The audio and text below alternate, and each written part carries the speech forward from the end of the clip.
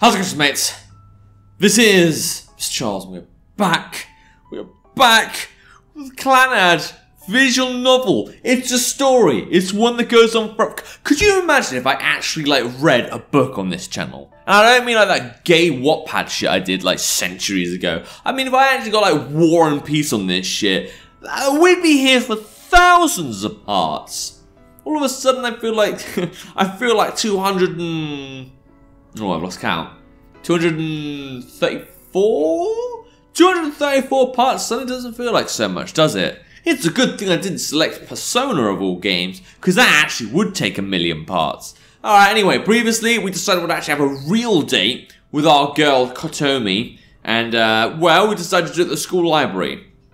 I don't know why we decided that, but the game seems to think this is a romantic move. I just think it's a bit dumb and a bit concerning, considering Tomoya isn't even like objecting at this point. But you know what? It's Clannad. Fuck it. The story can do what it wants. Anyway, unlike last time, there doesn't appear to be anyone at school. That's the first. There's usually always someone here. Even the sports teams aren't here because of the long weekend. Yeah, again, this is very irregular. I don't think I've ever been... There hasn't been a single episode of this game where the school's been entirely, absolutely empty. There's always been at least one person, and I'm holding judgment here because there probably will be one person somewhere in the school vicinity. The shadows made by the trees silently dance. What, because the wind's blowing? How does that work? Alright. Yep, more trees. Glad I get to see those as well. As we get close to the building, I get an awful feeling. Right, bit unusual. What, was it because you're used to the place being crowded? Is this so that you see in your dreams, maybe? The door to the shoe lockers is locked. Don't know why you check that. I mean, what, you're thinking, hey, maybe I should put my shoes away for this date. On the other hand, maybe it's like that Japanese tradition thing that they take off their shoes when they're in the school. Although typically they take off shoes in the classroom. I mean, we do that in Vietnam, like, for some schools do it, most don't. But, you know. Alright, you don't have the key to get inside, do you? No, I only have the key to the library. Well, it looks like I'm gonna have to jump in the window or some bullshit. It's specially made just for me. I'm the honorary library assistant. That's fine and all, but what should we do now? I can't bring myself to suggest somewhere else after coming this far. Okay, you guys seem desperate to get inside a school for a date. I mean, wouldn't they have like security or something for this shit? You know, when they lock schools overnight? I don't know, it just seems a bit irregular to me, but I don't know, maybe this place is like severely over budget and they can't afford anything. Maybe they're saving the budget for the teachers to have holidays or some shit. Alright, Kotomi starts to walk off. Over here! She walks briskly as usual to the corner of the building. You're not going to find anything over there. Yeah, but let's bear in mind Kotomi knows the school inside and out. She's got like maps drawn down and everything. Alright, I frankly follow and find her standing by one of the hallway windows. You can get in through here. As she says that, she places her hand on the window and shakes it. Shake, shake, shake, shake, shake it. I hear a clunk and the window suddenly opens to the side. See? You didn't believe me, now you're gonna suffer! And she has to like get like a sword and stabs Tomoya. It's like the ultimate betrayal or some shit. It looks like the lock was broken and they left it as is. Oh, I suppose it could just rusted over the years or some shit. Oh, right, you're a habitual offender at this. Okay. I don't know what you're talking about, you weird... What are you doing? Why are you trying to use your brain when clearly doesn't do anything? Whatever, let me go in first. Men first. I temporarily return Kotomi's stuff and place my hand on the windowsill. Take off your shoes right away once you're inside. They'll get mad if you have your shoes on in there. Yeah, and they're probably not going to get mad that, you know, we broke into school. I don't think that's what they'll be mad about if they see it. I love how Tomoya instantly backs me up. My boy's happy at me. Question mark, question mark. Is it because we're not in our uniforms? Not that either. This isn't going anywhere, so I'm heading in. Yep, and we get a nice little like flick screen. 21st century graphic design. The building is empty aside from me and Kotomi. There's a different atmosphere from when I walk around playing hooky. It's a strange feeling, as if we're experiencing the backstage of the world. Well, all the world's a stage. Kotomi walks on as if none of that matters. She probably like fucking comes here when like, I don't know, the world ends or some shit. When no one would think of going to school of all places. We're here! She does her usual routine of taking out the key and opening the library door. Alright. Oh no.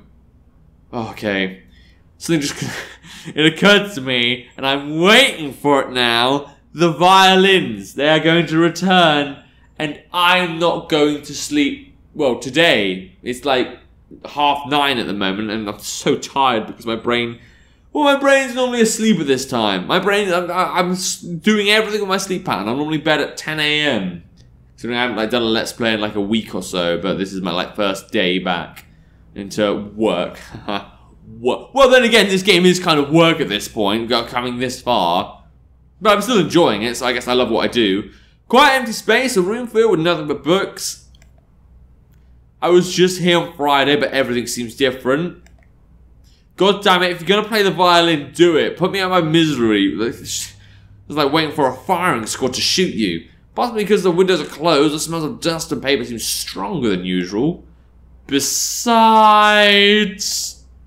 was it always this big? Oh! God, I had a false sense of security there.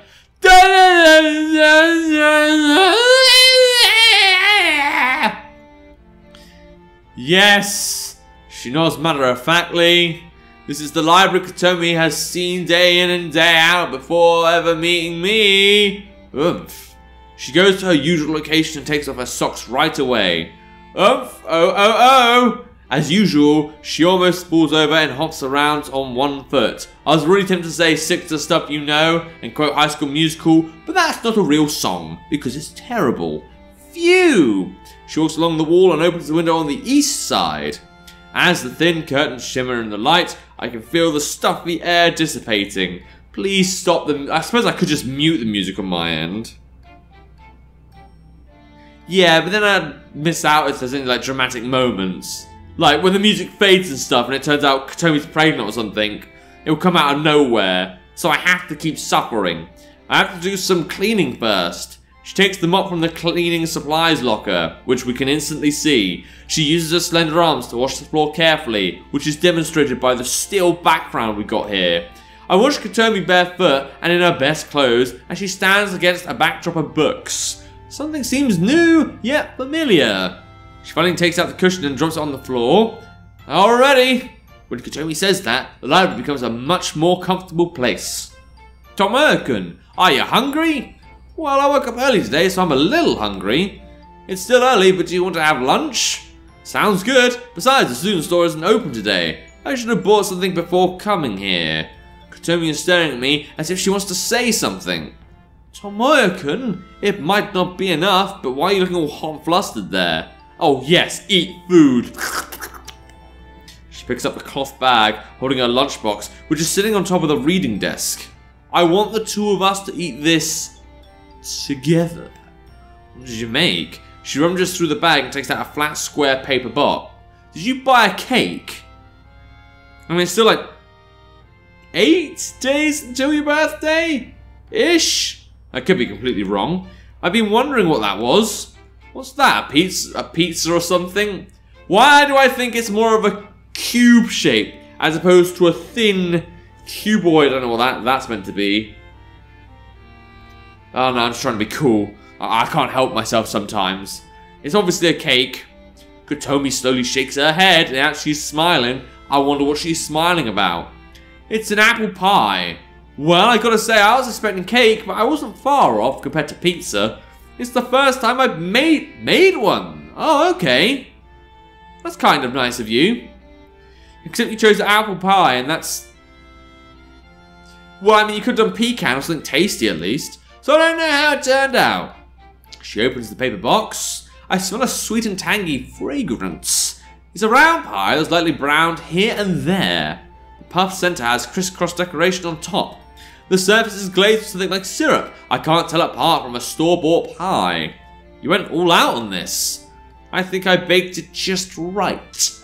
I made sure to use Jonathan apples, and I also use unsalted butter. Is that good? I I'm not really up to date on my my apple phrenology. I mean, phrenology is probably a study in something like plants or some shit, but I'm not really up to date on my apples then. Fuck it. I finished it off with apricot jam thinned with rum. Why are you being detailed about this pie that I don't care about? Why won't you use detail with the ice cream or any of the sandwiches? Like, I didn't even wonder that much about the pie. It's nice you thought about it. Is there any cream with the pie? I don't think you can really eat a fucking apple pie without cream. She fiddles around inside the cloth bag while trying her best to describe it. Good for her, I suppose. She takes out 2 paper plates, plastic knives and forks, and also 2 paper cups. Everything we need is on the reading table of the library. I grab a nearby chair and sit down at the lunch table. I also made a different kind of tea for the first time. It's Lady Grey tea. Isn't it Earl Grey tea? After pouring the tea into the paper cups, it's time to cut the pie. We're going to do halfsies. You and your fucking halfsies. I still remember that from like yesterday. She sticks a knife into the large pie and starts cutting it. I hear crunching sounds. First, she cuts it in half. Then she cuts that half into quarters. Then divides 1 quarter into half once more. Into an eighth, we'd call that. The way she moves feels like it's her first time playing house. I almost burst out laughing. Yeah, but you know, beats us doing it because we're too lazy. The pie is now divided into 2 large semicircles with 4 smaller pieces each. She puts pie slices onto 2 paper plates. Halfsies! Yeah, do you have to halfsies more? Is it going to be like 1/64 of the pie? Wafer thin? I feel like that's the way this is going at this point. She hands over the plate with the slightly larger slice.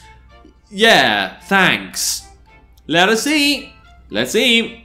I repeat after her and stick a fork into the pie. I take a bite out of the portion with lots of apples. She must have baked it this morning because it's still warm. It has just the right amount of sweetness too. Yeah, but it's inedible. There's no cream with it.